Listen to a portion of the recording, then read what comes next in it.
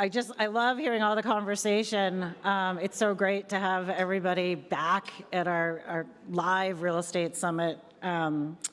So now we're going to start with our first panel here, and I'd like to introduce our moderator, and then I'll turn it over to the group. Tin-Shuck Ng is somebody that I've known my entire career since I was a very baby lawyer, and it's really my pleasure to introduce her.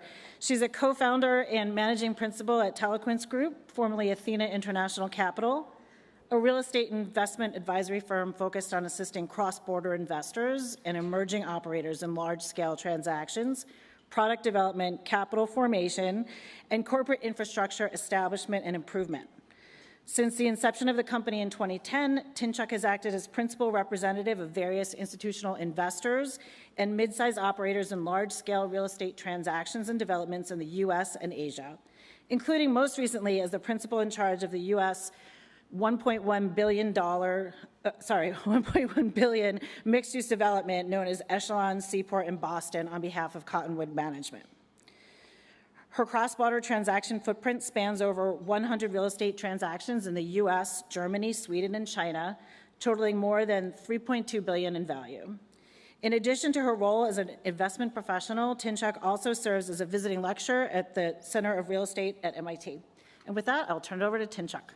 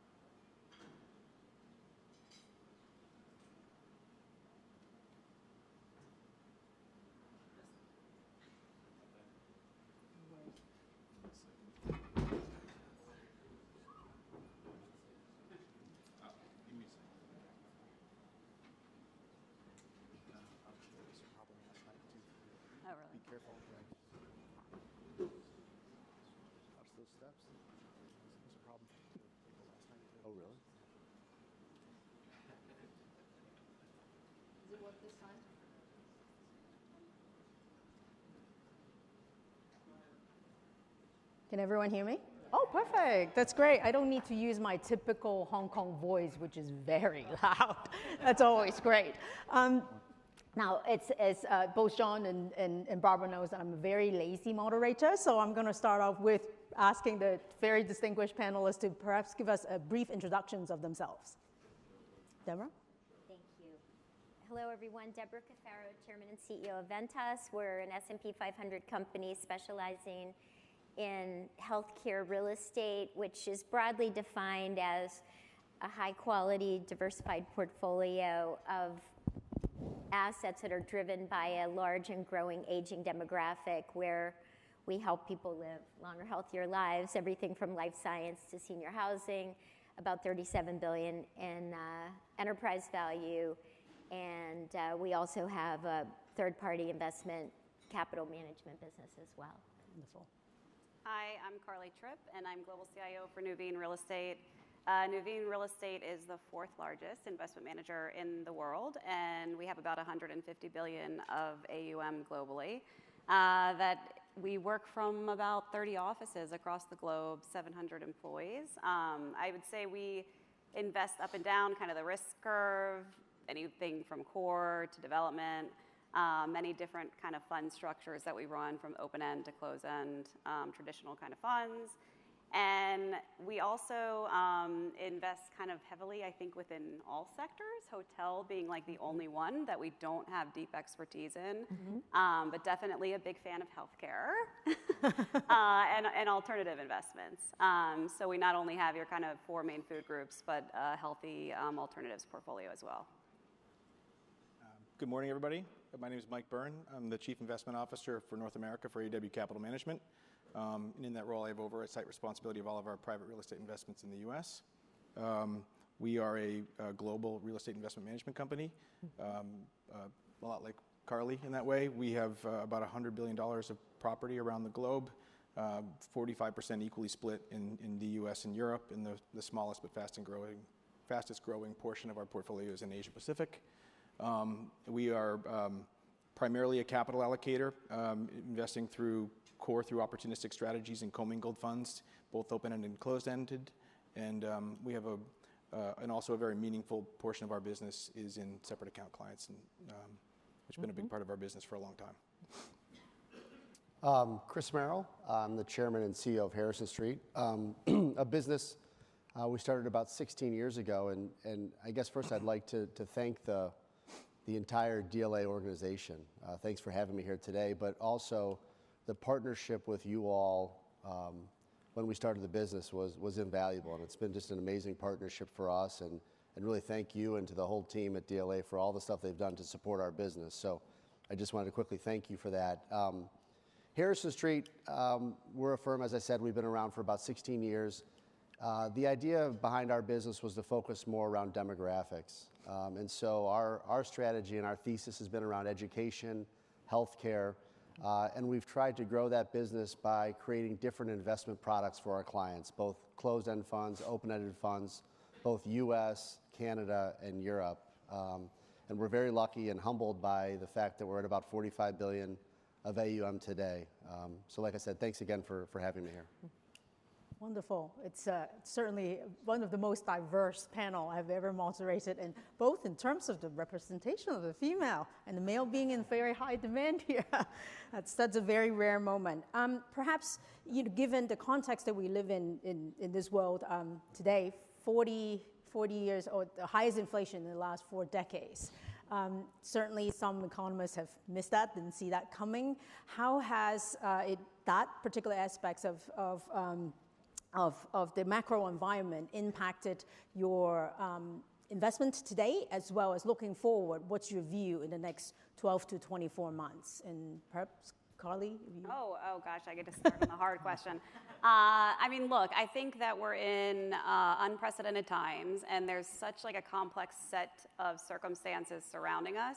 It's really hard to kind of have like a clear looking glass even into the next 6 months, right? Mm-hmm. And so it's unprecedented from the standpoint that no one really knows how to control inflation right now, right? Monetary policy can only do so much. What you really have to do is kind of pull back and heed the demand side.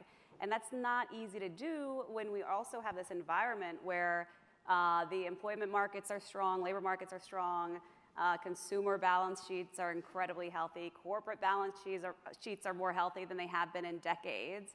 And what does that do? That increases demand, right? It exacerbates the issue. Mm-hmm. So I think that the only way to really kind of start to control demand is to let inflation sort of run its course for a little while until things just become too pricey. And unfortunately, that hits, middle America first. And those pockets, and they also happen to be the largest proportion of consumption in the US. So it's a tricky scenario. I would say, strategically and philosophically, nothing's changed with how we approach investing. We're long-term investors, and we invest on behalf of primarily long-term capital. So I think that what's changed is just tactically our approach. You can't rely on these tailwind kind of scenarios anymore. If you're a levered buyer, the finance markets have been extremely healthy and promoting really, really strong returns, right, over the last 5 to 10 years. Mm. And you can't rely on that anymore either. So what do you have to rely on? You have to rely on operations and a very clever sort of approach to constructing your portfolio to see you through any sort of short run business cycle. So right now we're heavily focused on being very, very selective amongst what we're investing in, mm-hmm. and kind of changing our approach to underwriting. And that's really all that's changed over the last 90 days in a very rapidly changing environment. Do you expect to continue to stay cautious in the sector selections and the sort of asset level executions in the next 6 months until things clarify, or you think it's going to last longer? I hate to put timetables on it because I'll just be wrong, right? That's really, really tough to kind of sort through. Really want to see, you're starting to see some retraction on the demand side, but it's, mm-hmm. really, really bifurcated, right? Like the Pelotons of the world, the Netflix, et cetera, that were like so hot over the last 2 years, they're like, they're reacting in a deflationary way. Whereas, you still have a lot of consumer goods, inflation still keeps creeping up. And for those of us that do development, rebar is like double what it was 2 years ago, right? So it's, you have to peel back the onion a little bit and look at what we have. And so as we see kind of deflationary environment in certain segments and we see demand start to pull back, the expectation would be that inflation starts to sort of mirror that.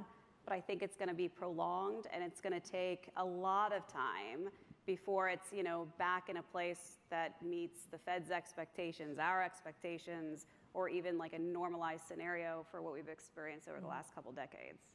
Mike, would you say that's largely aligns with what? Yeah, I think I would agree with everything that Carly just said. Maybe just jumping off there and taking that a step further relative to the real estate capital markets, because I think we're seeing the world the same way there. I think as much as things haven't changed in terms of sectors we prioritize and risks we're willing to take and we're not willing to take, I do think everything has changed at the same time. I was speaking to a broker just 60 days ago with a pretty good global point of view, and I said, tell me what you think about the markets. And he said at the time, I would have given you a full greed speech 30 days ago, but now I can give you the fear or greed speech. Which do you want? And I said, I'll take the greed, of course. But then I just called him a week ago in anticipation of this panel, and I said, how are you feeling about the markets? Give me the fear and greed speech again. And he said, well, there's no greed speech anymore. It's fear. And I don't know that I totally agree with that, right? I don't think that's totally true, because I think there's a lot of reasons to feel optimistic about the business we're all operating in. But I do think the capital markets psychologically have turned very negative over the last 60 days. And I think if you continue, and I think Carly's right, if you think inflation's going to continue to run high for the foreseeable future through the rest of this business cycle, maybe not at levels we're seeing today, but certainly above target, then I think you have to expect that the cost of capital is going to stay structurally higher than what we've been accustomed to. And that's going to have impacts on the market. And it's already having impacts in terms of assets repricing selectively in the market today. Chris, is that? I think big picture, investors want hard assets. I think so. We're all very fortunate, I think, in this environment to be in the real assets business. So big picture, I think people are looking more for hard assets. The way we're looking at it is, and I think in talking to a lot of our investors, they're looking for assets that can reprice, right? We have to assume there's going to be some level of inflation. So we're tilting more and pushing more heavily in our student business that we can reprice. We're pushing more in our senior housing business that we can reprice. Our self-storage business, we can reprice on a monthly basis. So I think for us, when you look at it, it's okay, how do you look at this environment? How can you have assets that are protected in a recessionary environment, but at the same time you can reprice to take advantage of inflation? So I think it's, again, I think the asset class we're in, being in real assets, it's positive now. The big challenge we have is just the denominator effect. And a lot of LPs, their allocations are now pushing up their limits because they've been so decimated in the equity markets. But all in all, I think, again, we're in good position. It's now just about asset selection. Interesting. Deborah, you obviously in the public sector side cover securities as well. On Chris' comments about investors' perceptions in a inflationary environment, high interest rate, are you seeing more interest from the investor side, or how does that play out in your sector? I agree with virtually everything that the panelists have said. I think we do come at it from a different angle because we are in the public markets. We're used to a constantly repricing sort of capital costs. We're low leverage buyers, so debt costs don't affect us as significantly perhaps as some of the private buyers, so that could be an advantage. And I think what we're seeing in capital flows is some of the sectors that have been really buoyed by these macro trends, such as industrial logistics, obviously still very hot, but softening on the idea of global flows, maybe softening somewhat, and the pricing has been in 3 caps and so on. So I think that's starting to soften. You see it first in the public markets, then you see it typically in the private, because we react more quickly. Right. In terms of I think the last several years, because of the financing markets, you could make a bet on a sector and be pretty confident that because you were getting such high leverage levels with low costs that you were going to win. And that's what Carly was referring to. I think right now, not only do you have to get the sectors right, you have to be a picker of assets within the sector, very important, and then tilting to where you can have pricing, and certainly in our businesses where you can have lower labor costs and pass-throughs. So that's how we've been positioning over the past year or two, kind of in anticipation of these changes. Are you starting to see, with the interest rate rising, some level of impact on the field, or you think we're going to still wait for another 2-3 months before we start to see it in the public sector, the impact of rising interest rate? Well, I think it has affected the public markets, but we've done better because we have this upside in senior housing that's kind of a double upside from both a COVID recovery as well as the demand-driven nature of the business. And so, but it has affected the REIT market and certainly the S&P. Right. You know, REITs are down in general because of the rate environment. But again, overall, real estate is advantaged relative to asset-light or non-hard asset businesses. That's great to hear. Certainly comforting for a lot of us I mean, they're room. definitely outperforming the S&P and the NASDAQ by far because of the nature of the asset base. Do you expect that, given the interest rate environment, the inflationary environment, that we were going to see at some point in the next 12 months a slowdown on the real estate side as well, or? Well, I think that, I don't know how you define slowdown, whether it's like capital activity or performance, et cetera. I would say in terms of performance, sure, it has to slow down, right? Like industrial can't keep doing 40% every year.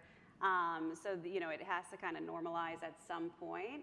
This year has been like roaring strong. I mean, fundamentally, and from an activity standpoint, everything is well ahead of where it was even at the end of 2019, right? So we're back and beating pre-pandemic levels, almost on all fronts. And kind of if you look at the tightness of markets, with the exception of office, and you look at the top 50 markets in the US, the rest of the sectors, nearly every market is below its historical vacancy.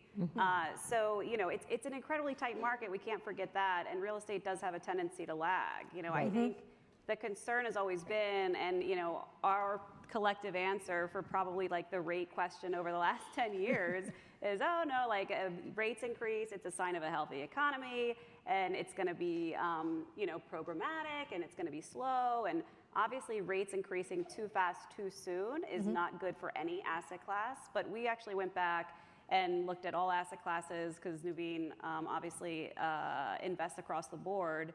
And we looked at inflationary periods of over 4%. Real estate was the only asset class, and this was run by our public equity team. Real estate was the only asset class that still had a healthy and positive return. And if we look back in history, we also have to remember that there was only 2 times in history where on an annual basis during cycles, total net returns actually turned negative, right? Because it was supported by the income. So I think you just have to be really, really cognizant of how you invest. I think short-term leases and repricing is good, but I think if you load up on that, you could catch yourself with having to do a lot of leasing if we do go into a business cycle. So I think you need, a good foundation of credit underlying your portfolio, in addition to being able to like reprice in short-term leases. I mean, I think that's one thing to keep in mind. If you look at the assets where you're most at risk for repricing today, take out of the equation for what we're seeing reprice, which is long-term commercial, leases with fixed rate bumps. Those are at risk just in this environment. But if you look at where we've already entered the territory of negative leverage, it's a lot of these places where we feel the most conviction for continued growth. It's industrial, where we have a structural loss to lease, which is somewhere between 20 and 40%, depending on what market you're in. Even if that backs up by half, you feel pretty good about your ability to grow NOI in this market.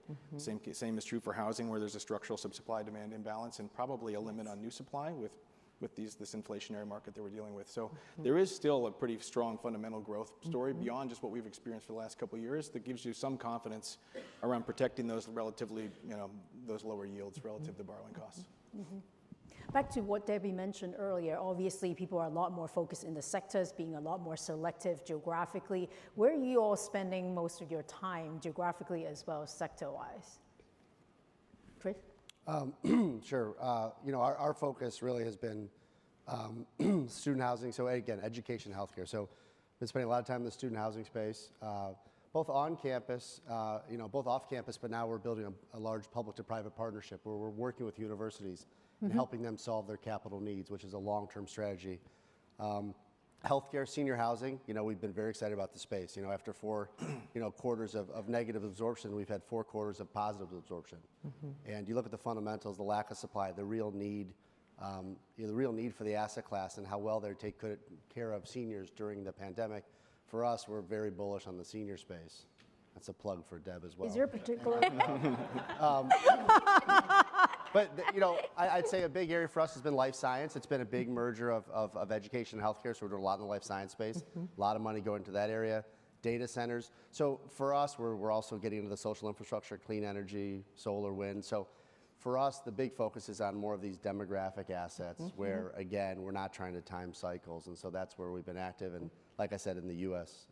And in Europe. Geographically, how does that play out in the U.S.? Well, the nice thing for us is, when you invest in these alternative or what they say niche strategies, is you're not in sort of the main cities that you see in a lot of traditional real estate portfolios. So we can really be a diversifier because for us, it's about being around good universities, good hospital systems. Yes. So we're in almost every state. Yeah. So we're sort of not saying this is a part of the country we want to be in. We're really looking at that health system, that university that we're aligning a relationship with. And so for us, that's a great demand driver. In good and bad times, people are going to university. Right. People are getting older, going to the doctor. So Yes. that's really been the thesis for us. And again, what's nice is it complements a lot of traditional real estate programs. And to the other question, what you're seeing is most of the core real estate, 60-70% of the institutional market is going into these core open-ended funds, and average LTVs 20-22%. So to me, that's going to hold cap rates because the interest rates, it affects it, but there's a flight to quality, and so I think that's really going to hold the cap rates. But you see how much money is going into these core products. Oh, Deborah, I was just going to say that. I'll wait.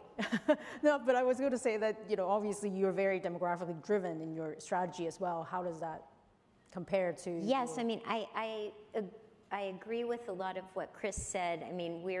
We are assets really where the demographics are driving demand. We feel really confident because supply is low in senior housing, demand is rising. And it is less of a kind of a gateway city philosophy because the aging demographic is everywhere. So, and life science is more driven by the university-based activity. The one thing I would just take issue with Chris said is, this healthcare real estate, it is a major food group. Healthcare is 20% of GDP. The pool of assets is larger than many of what we consider in real estate to be these main food groups. And I think really we need to recognize the position of this type of real estate as a major asset class that has been institutionalized. Deb, let's keep it a secret. Keep it. Come on. And so I think that's something that has happened over the past 20, 25 years, and it will continue to happen because of the return profile and the demand. And so I'll say that I think it will surpass malls or office. You heard it here first. Wow. Yeah. Everyone take note of that. I'd say that's a pretty sure bet.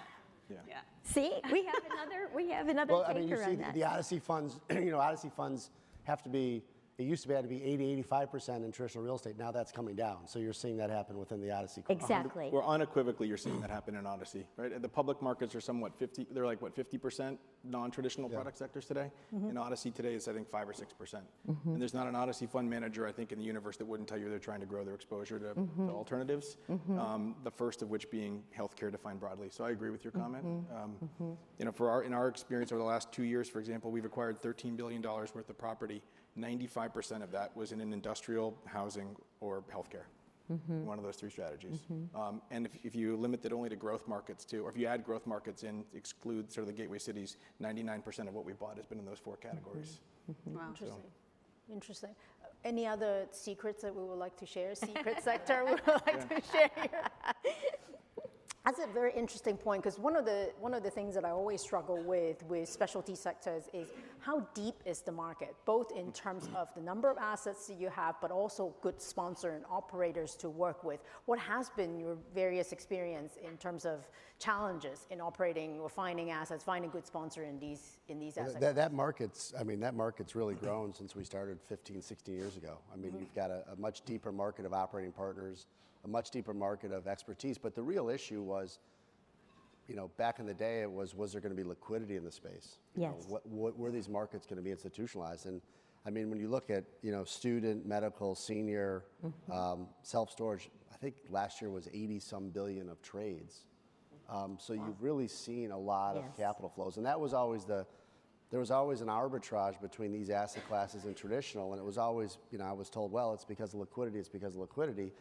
Liquidity's there, and there's still that arbitrage. Yes. So it's pretty interesting what's happening. But to the point, it has been institutionalized. And the nice thing is, because there is operational intensity with these assets, there are good operating partners out there that now have decades of experience. Do you start to see on the operator side some sort of mergers, or it's still relatively fragmented in these sectors? Student housing, for example. Well, I mean, a lot, it used to be there was 3 or 4 public companies. There's now going to be none. And it's a very fragmented asset class. It's very local and regional. And what we have found in the space is 80% of our investments in student housing will be individual investments or developments, but 80% of our sales are portfolios. So we've sold, multi-billion-dollar portfolios last year to larger groups that want to get into the asset class, but it's hard to access. So there certainly is a consolidation. You're seeing Blackstone taking ACC private. That's a way for them to get, obviously, significant scale in the space. So a lot of these asset classes are very fragmented. We're lucky we own any assets with Blackstone out there. I know. They're going to own everything at some point. Is that also a secret? No. Mike and Carly, particularly in terms of I definitely think there's going to be consolidation as it continues to institutionalize. Institutional investors look for scale. We've been investing in alts for several years. We were actually Alexandria's first institutional partner back in 2013. Brilliant. That was a good one. Brilliant. Yeah. Thank you. And then we also do, student storage is the largest proportion of what we do. And we have done it through partnering with operators, oftentimes taking actual equity stakes in the companies themselves. So that has been a way to kind of create strategic partnerships. And really when we're doing that, we're very focused on whether or not people can regionalize or even nationalize potentially. And we are aggregators. So, for a large investor, we're still buying $2 million storage investments. We're aggregating SFR off the MLS rather than buying portfolios. So we like the aggregation play a lot to get the arbitrage, I think, that Chris is referring to. So, it's kind of slow and steady, but I do think that we have seen a consolidation, and you've seen like the really, really sophisticated operators go regional or national, which, helps institutional investors. Interesting. I would say there's the one other thing that we all wrestled with some of these niche strategies, in addition to liquidity, several years ago, that we worry less about today, was just the operating leverage that some of these assets can introduce in the property sectors. And they're all totally different, so it's not fair to paint them with a broad brush. But I do think the quality of operating sponsors has gotten a lot better over the last several years, so there's a lot of confidence you can have, especially if you have great relationships. But I also think there's opportunity both for consolidation and for some distress to materialize as conditions get a little tougher. Now, I'm sure Deb can speak to it. One thing we see a lot in the senior housing space is that while occupancies have recovered, rents have started to recover, operating margins have continued to deteriorate as the cost of staffing and finding employment has been really challenging. And that's not something that's you can take lightly in a place where you're giving care to your tenants. So I think it's something we're watching very carefully. I think it's something that I think as institutional investors up here, we all think we can pick the right partners and the right sponsors, and I'm sure we've done that well. But I do think there's risk in the market that might materialize over the next couple of years. Some of the consolidation trends that we're seeing, do you see that in other sectors? Do you see that playing out in the single-family home rental sector? That's one that I've always struggled with. Maybe. You see some of the larger, public REITs kind of continue to trade. I think, but I haven't really seen, I've seen much more kind of sponsorship of executives who are well established in a space and want to kind of start a new company. It's hard. It's really, really hard to kind of build up a quality portfolio and build it up within the markets that, still make sense. So I don't really have a good answer for you, frankly, on that one. I will say, what's interesting about SFR right now is the dynamic really quickly changed over the last 90 days as mortgage rates increased, and your cost to own versus cost to rent just became very, very attractive. And so I would expect to see, more investment. I think, I can't remember what source I read this in, but something like $50 billion of pent-up capital on the sidelines to invest in SFR. That's massive. I don't think you can really do that without consolidation, but we'll see. Yeah, I think in addition to consolidation, one of the things that I think has been interesting with the operating partner network is many of these groups are really looking at, there's many firms out there that are taking minority stakes right now. So what you're seeing is a lot of operating partners that are looking to shore up their balance sheet. They're looking for more capital because it's getting competitive to chase sites, entitlement risk. So you're seeing a lot of capital that has lined up to go take minority stakes in these operating companies. So we've seen a tremendous amount of activity in that space where they're going out and selling 20, 30% of their platform to these groups that are buying stakes in these businesses. And so I think that's certainly going to continue because there's been a lot of capital raised for that minority stakes business. Interesting. Interesting. Switching gear a little bit before we lead to geographical questions. Now, obviously, a lot of you are focusing on the non-gateway cities. Any gateway cities that you're spending time on your good confidence in?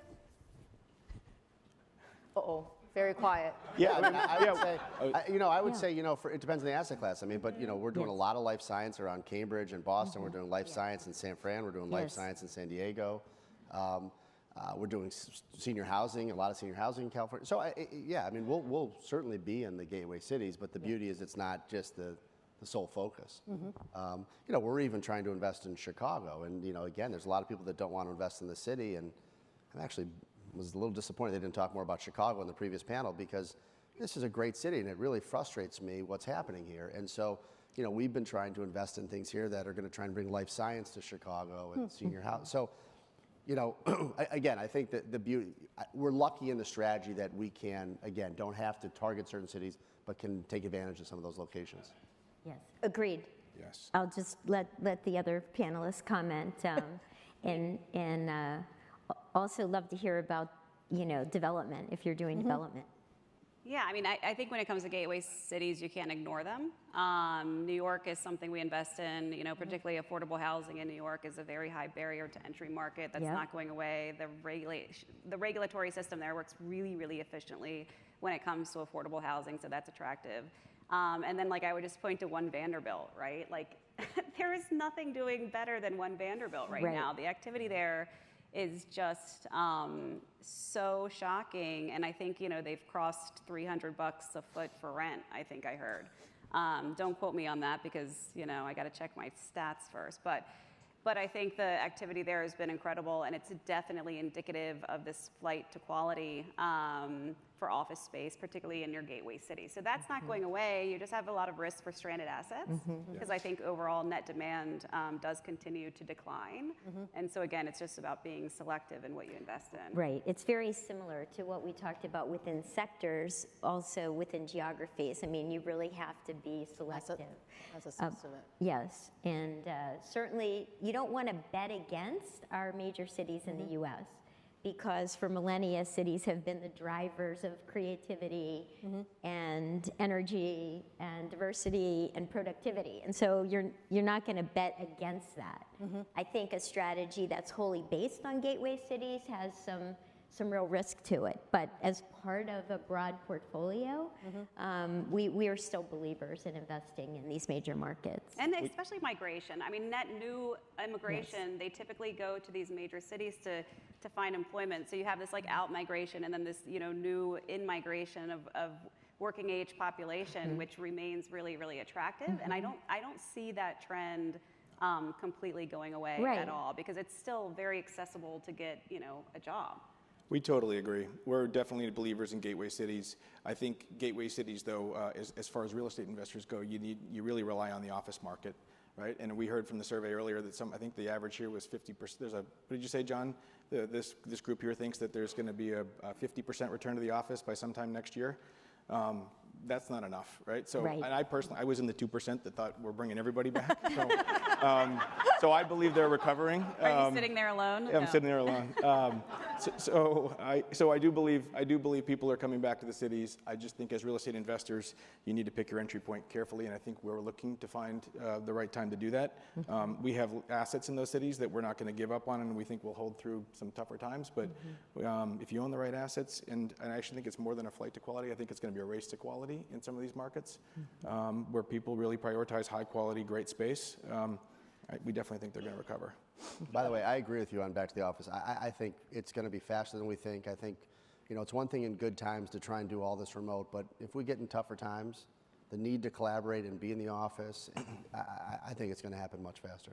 Actually, on that note, what's everyone's work from home policy or return to office policies, out of curiosity? Well, it's evolving. Right Right. now, we have a Tuesday, Wednesday, Thursday in the office, and our team has been incredible through the pandemic in terms of productivity and commitment. I think it's important to stay open-minded about this. I'm old school, hard charging, but I think we have to take the best of what we knew and combine it with what we've learned. And we've learned that a sophisticated workforce highly values flexibility and independence. And that they can be very, very productive. So how do you get the best in recruitment and retention and productivity and the culture and the connectivity and the collaboration that we thought we had before? And I think that's an obsession of every CEO I've talked to throughout the country for the last several years. Yep. And that's why I say it's evolving. And there's a lot of research going in a million different directions. Some people are now saying 1 or 2 days is the right number to be in the office. I mean, we don't know, and I think we have to be constantly taking the pulse of our own organizations, course correcting, and not getting too fixed about what our position is, which is very hard for me because I always have a position. But I think we need to learn and we need to listen to our workforce and we need to lead as well. I think that's so well said and articulated. Agree with you on everything. And, for us, we've been back since March 7th was our return to work date. And, I would say it's on a hybrid basis and it's flexible and all the things. And what's kind of been tough is getting people back on the same days. So certain teams have created kind of this anchor day system. I think in all likelihood, Tuesday through Thursday, is a common sort of mix. And we've largely seen, and it's been like so locationally dependent. New York, I mean, the floor is full. And then it kind of changes as you go south and definitely changes as you go west in terms of like in-person attendance. So I just think it's gonna take some corralling to kind of get people comfortable with being back and like having a more unpredictable schedule. We're so used to like Zoom and schedules and knowing when you're going to talk to who. And, it's okay to walk up to your colleague's desk and, start a conversation or grab a conference room. And I just think like that adjustment period is what's evolving right now and is going to change going forward. But by and large, we are back. But obviously, real estate investors are never in the office 100% of the time. So. I mean, I think that's the same for us. We haven't established a minimum number of days or core days. I don't think we're going to do that. As soon as you establish minimums, it becomes core to your culture. But we aren't a huge company either. We've got 350 people in the U.S., so we've been able to do this on a very bespoke basis. And there's just a lot of shared trust when you're that size of company between people that people are doing handling their business the right way and getting things done. So we've been able to live with that so far, and I think there's no reason we will adjust that today. For what it's worth, most of our company's back in the office, and that's by choice more than anything else. Yeah, I'll take a little bit of the different view of it. This one has frustrated me, and the frustration has been with a lot of the younger workforce that I don't think really understands what they're missing. And the challenge for me is I look at the job that we are in as fiduciaries and managing money, and I can tell you, for the younger folks, being in the office, collaborating, you can't do that over Zoom. I liken it, I said to someone, would you choose to have your child do Zoom school, or do you want them to be in person? Where do you think they're gonna learn more? And so the challenge is, we've had this market run up for 10, 12 years, and a lot of these younger folks, I don't think really understand what they're missing. And so my concern is not the senior folks. The senior folks always had flexible and always would do what they had. But there's this lost sort of analyst class of people that, a lot of people are saying, hey, before it was, hey, come in my office, listen to this phone call. Yeah. Come join this meeting, listen in. That's disappearing. So now what's happening to this group, and I think there's also this mental health issue of someone sitting alone in a studio apartment and what's happening. So it's that, how do you find that encouragement to get people back to work and not be the big bad, CEO, but sort of say, look, this is actually really good for your career. And so, we've tried to sort of just talk about a lot of things, talk about mental health and try and do a lot of things to encourage it. And I think once people start seeing that collaboration, hopefully, I think it's going to be faster. I really do. I think it's going to be faster. I think the firms that are getting people back together, they're collaborating, they're innovating, I think those firms are going to be more successful. And it's obviously just my belief, but. Does that become a challenge given that how tight the labor market is? Because a lot of us are complaining about how difficult it is to hire. It does. That's changing. It does, and it's going to change. And that's what it is. I mean, if someone wants to, there's many people we had, young people, I want to go stay and live in, mom's home in Charlotte or Nashville, and I'd like to stay there. And it's sort of, that's your decision. But, we really want to get more of a culture of people working together. So. I think it is harder, and that's why they call it the Great Resignation. You saw a lot of people moving around. But I do think the times we're going to are going to be tougher, and I think it's going to change a little bit. That's good. I know we're trying to work back to make sure that we're within schedule, so there are a couple of definitely topics I would like to cover, but certainly ESG is a big one, so I'm not going to let that one go. Investors is asking for ESG product every day now, and certainly the demand has increased so significantly in the last 2-3 years. What has your respective firms done in the product development side, and more importantly, how do you measure effectiveness in each one of these categories? Perhaps, Deborah? Well, Ventas has been a leader in ESG for a decade or more. And, I am a working class girl from Pittsburgh. All of you who know me know that. And I really think ESG, environmental, social, and governance, is a fancy corporate way of saying, I'm going to do the right thing. If I'm successful, I'm going to be a contributor back. And so we have been really committed to this at Ventas. Across environmental, we've recently made a net zero commitment by 2040.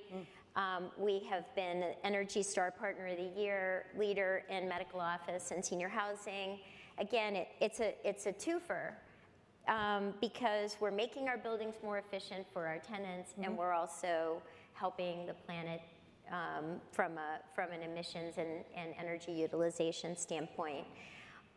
So sustainability has been extremely important in our developments, LEED certifications, and going obviously to net zero, science-based targets. We've done all of that. In terms of social, it's been about employee development, employee wellness, benefits, training, very important philanthropy in the communities where we have significant investments, like we own multiple blocks between Penn and Drexel. We've invested in a magnet school there. And so many areas of philanthropy that support seniors and support advantaged communities. And then on governance, a leader in terms of board elevation and diversity and recruitment. 43% of our board is diverse, and it's an excellent board. And so these are areas we believe passionately in, and so it's been a great opportunity, and it's something investors are driving. I mean, BlackRock's driving it, The other major institutional investors are driving it, and luckily we've kind of been ahead on that, so we haven't needed them to prod us. And I'm really proud of that, and hope to continue that as we move forward. Fantastic. Yeah, I would say very, very similar. We also have a net zero carbon goal of 2040 as a platform. And I would say, overall, I think the U.S. has been very slow to adopt sustainability goals. Yeah. But it's really ramping up as we do in the U.S. and as Americans do. It happens really, really fast. And then it's, kind of a follow the herd mentality. So we're seeing that evolve, I think, now. Real estate's certainly a huge contributor to carbon usage. I mean, massively, massively important that we do something about it. And that's going to come, and it's going to be regulated at the state level, definitely. We're already seeing it. And then it's also, going to be imposed by our tenants, right? Many of our tenants have the same goals, and they measure their real estate usage as well. So it is going to be, I think, imperative, particularly if you're an office investor, to have a strategy there. And there's a lot of transition risk.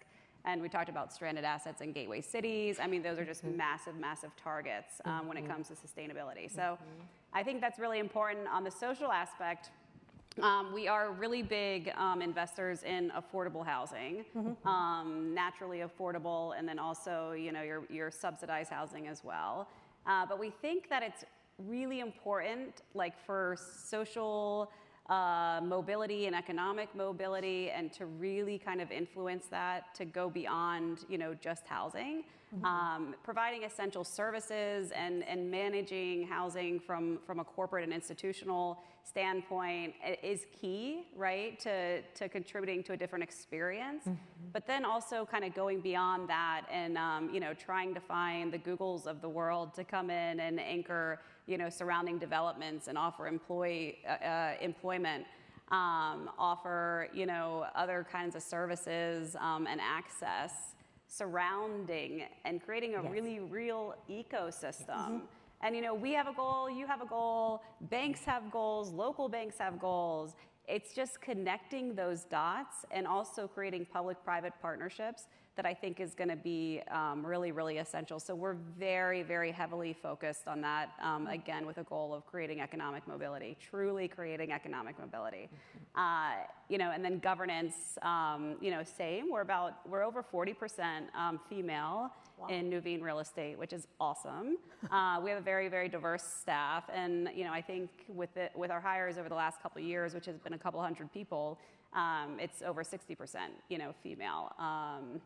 So, something that we're incredibly focused on. I think you get better results by having diverse environments and also retaining a diverse workforce as well. So yeah, not being exclusionary, I think is super important. On that 60% new hire being female note, we're going to move to the male side of the panel. No, I feel like Carly just said exactly what I was going to say, to be honest with you. It's amazing, actually, how in lockstep our two businesses are in that regard. You mentioned tenants, right? You mentioned our clients are commanding of it. I think it's also our workforce, too. Yes. Right, which you didn't mention. And I think, because I would agree with everything you said, we've made a net zero commitment. We have an essential housing fund focused on all the exact same things. We think that's core. We think it's both a really good product, and I think it's timely. We think it's resonating with a lot of our investors who aren't specifically asking for ESG products, but are expecting that through your products you generate really positive social, environmental, and governance externalities in what you do. And so we absolutely are seeing that. But I think one thing we say around the office, and I was so hoping that General Hooper would say it last night, because he was talking about relationships matter, people matter. Right. One thing we say around our office all the time is sort of our tagline internally is that we're in an outcomes business, but intentions matter. That's those two words we hear all the time around AEW, and it really becomes central to us trying to integrate components of ESG into all things that we're doing. And I think that's really resonated with our workforce, particularly our younger workforce.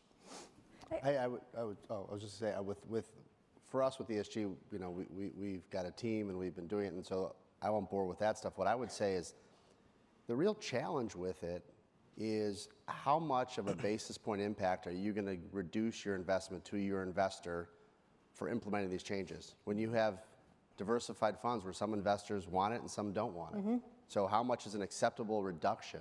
Now, on one hand, they're now becoming more economic, so that's good. So you can do certain things. Getting to net zero, and we have our net, is very hard on the asset itself. Right? So the little secret out there is everyone's going to go buy these carbon credits.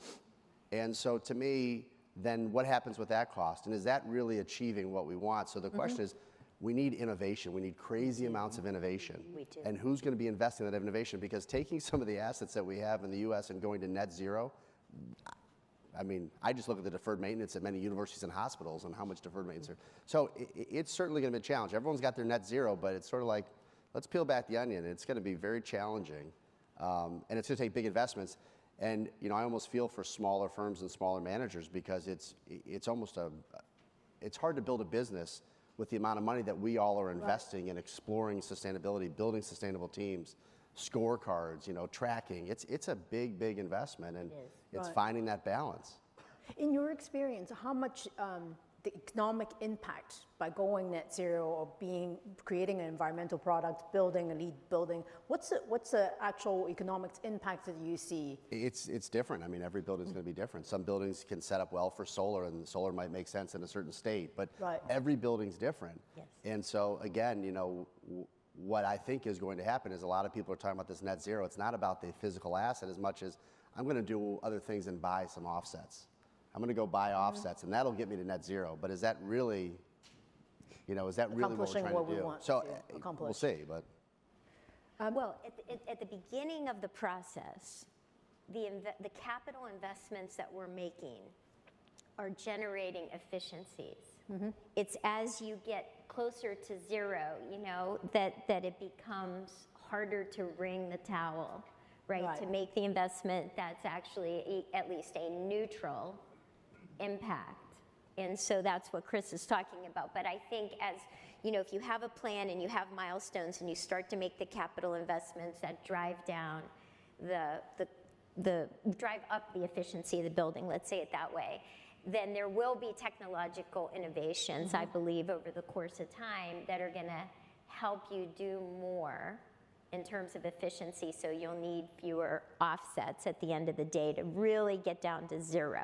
And will cap rates be, will we start seeing cap rates on buildings that have these start coming down, so you can start measuring and have real economic value benefits? Exactly. You know, you may have buildings that are outside of these efficiencies trade at higher cap rates because people think they're going to have to bring the efficiency up and they're going to have to make additional investments to do so. So you could see that bifurcation over time. We're at the beginning of this. Do you start to see tenants asking for that? I was very surprised when I was reading in Boston, actually, about the new Winthrop project that Cambridge Associates was very specifically going into the building because it's a passive building. No question. Yes. Yes. We have exactly 5 minutes left. I have tons more questions, but I would like to share, sharing type. So perhaps it's a good time for us to take some questions from the floor.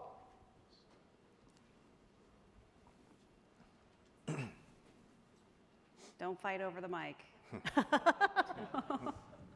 Not everyone at once. I have a question. Yeah.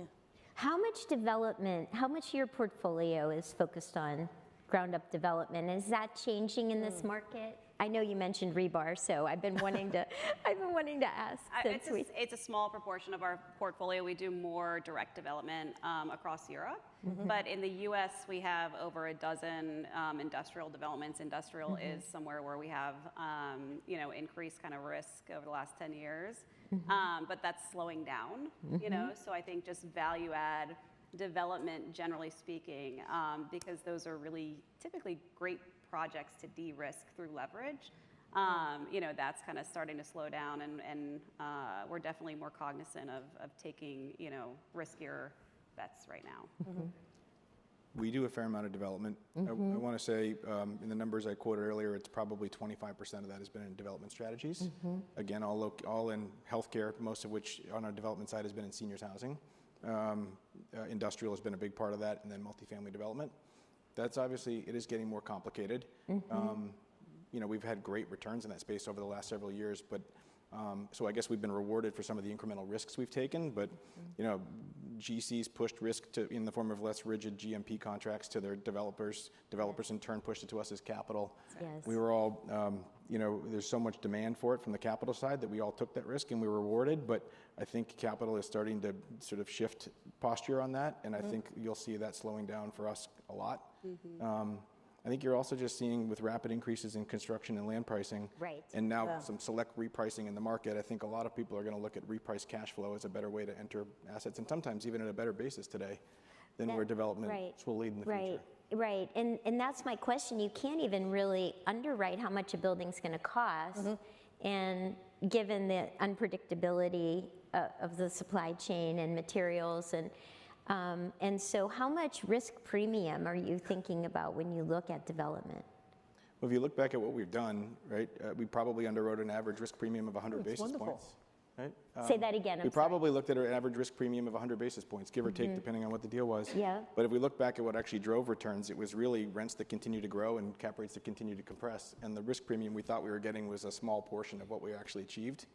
Going forward, that's not the case. So I think we need to feel really good about those development spreads to take that risk today. And that's just so hard to quantify unless you're getting real cost protection, real timing risk protection, a whole bunch of things that I think we're all a little bit more worried about today than we were before. And I think it's like spec versus, having a pre-lease. So medical office, we also develop, and, we don't really develop it until we have a strong anchor tenant. Yes. And so, and that's a return on cost measure, so you can kind of like play with the numbers a little bit there. But your point about like labor shortages and timing of materials, I mean, delays are not good in development, generally speaking. You really have to time it right. Exactly. So I would say it's definitely moderated from an activity standpoint, which, hey, can be good for, our existing portfolio, right? Because less supply is always, the existing stock is always a benefactor of less supply. We're really active on the development side. I think our latest numbers, but we have about $4 billion under development right now. So it's very market specific. If we can get a great site next to a great university, if we're working with a good hospital system, we'll do life science spec. If we can get into some of the markets like at Cambridge or San Diego, San Francisco. So it's really about the partners we're picking. It's really about the GCs we're picking. Are we putting in the right contingencies? Looking at where we've made mistakes in the past. So certainly there is more risk, but what we're seeing is if you can, in these asset classes, if you can get some scale, there is tremendous interest, and there is a few hundred basis points, of arbitrage. And so, again, so we're going to continue to develop in this market. We just have to underwrite the right way. I think we've got to manage how much leverage we put, give us the right time and patience. It's all about the partner selection, but again, I think it's obviously deal by deal, market by market. Wonderful. I think we were right on time. No, it's great.